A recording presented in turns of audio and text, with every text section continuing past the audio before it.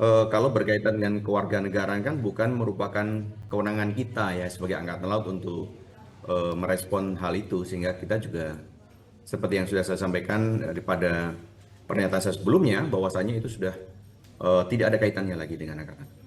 Pak Tunggul, kalau Satria Arta ini pengen nih kembali jadi WNI, apakah TNI AL nih bisa memberikan rekomendasi atau pertimbangan dalam proses pewarganegaraannya nih Pak? Eh, Terima kasih ya Mbak Vivian ya. Iya, Iya, betul Pak.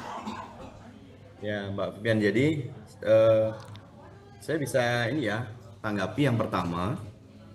Kalau berkaitan dengan kewarganegaraan kan bukan merupakan kewenangan kita ya sebagai Angkatan Laut untuk merespon hal itu, sehingga kita juga seperti yang sudah saya sampaikan daripada pernyataan saya sebelumnya bahwasanya itu sudah tidak ada kaitannya lagi dengan Angkatan. Bisa ditanyakan kepada mungkin instansi yang memang berwenang untuk menangani hal tersebut. oke baik. Pak Tunggul, lalu untuk riwayat kedinasan Satria Arta ini Pak, selama di TNI Angkatan Laut sendiri, khususnya terkait dirinya yang desersi ini bagaimana Pak? Boleh diceritakan mungkin Pak? Eh, Ya, masih Mas Juan ya. Iya, betul Pak. Mas Juan, jadi mungkin sedikit saya ceritakan ya. Yang bersangkutan ini kan mulai masuk Dinas Aktif Angkatan Laut pada tahun 2006 ya.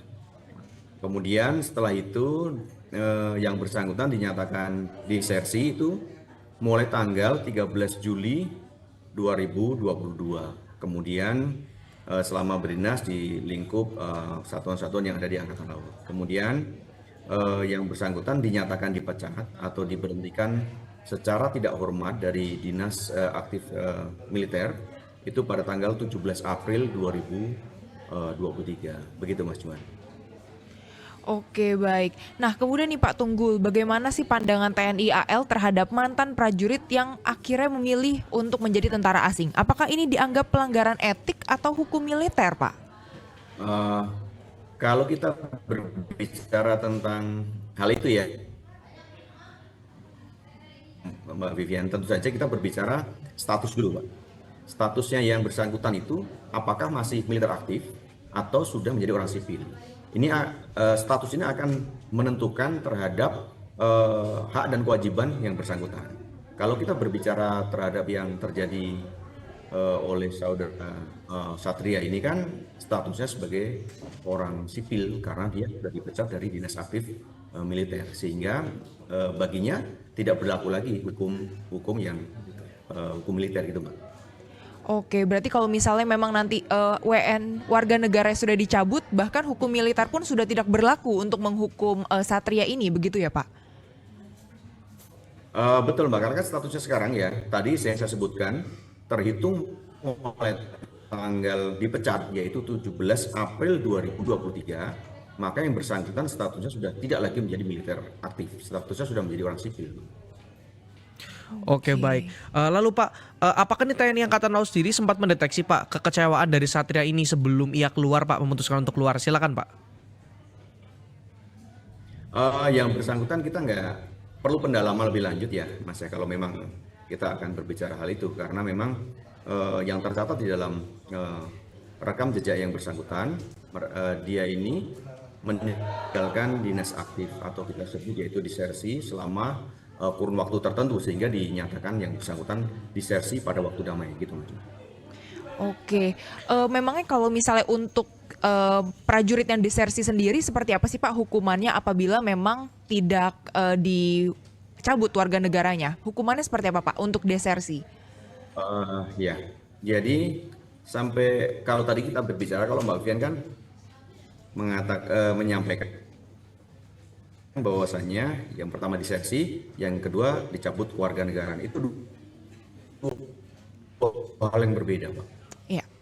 Dua hal yang berbeda. Kalau disersi pidana militer, sementara kalau kewarganegaraan sekali lagi itu bukan kewenangan kami itu berbicara Iya. gitu. Kalau untuk desersinya seperti apa nih Pak? Hukuman untuk apabila ada prajurit yang desersi? Disersi kan ya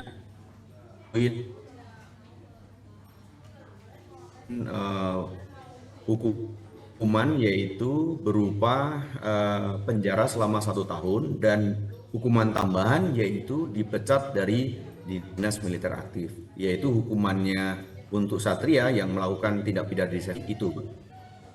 Oke, baik.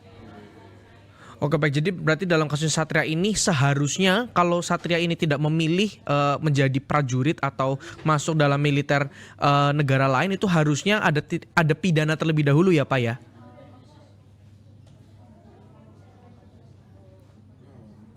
Iya betul, betul Mas Juan. Oke. Oke baik. Lalu Pak mungkin boleh memberikan closing statement Pak terkait dari kasus Satria ini Pak?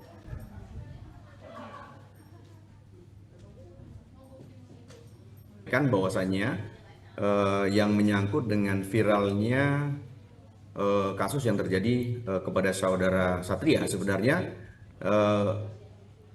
cukup jelas yang bersangkutan statusnya sebagai orang sipil, bukan lagi menjadi prajurit TNI Angkatan Laut, sehingga TNI Angkatan Laut sudah tidak ada lagi kaitannya dengan yang bersangkutan. Sementara untuk pelanggaran-pelanggaran hukum yang dilaksanakan oleh yang bersangkutan itu bisa dikomunikasikan kepada instansi yang terkait gitu Mas Vivian, Mbak Vivian, Mas Juan ya. Iya, oke baik Pak. Maaf Pak, satu pertanyaan lagi Pak. Kalau seandainya Pak Satria ini keluarga negaranya berhasil dipulihkan, apakah konsekuensi yang tadi Bapak sampaikan jika satu tahun penjara. satu anggota itu setelah disaksikan ada konsekuensinya, apakah itu konsekuensi akan kembali berlaku lagi atau bagaimana Pak? Iya, jadi betul. Jadi yang ditanyakan oleh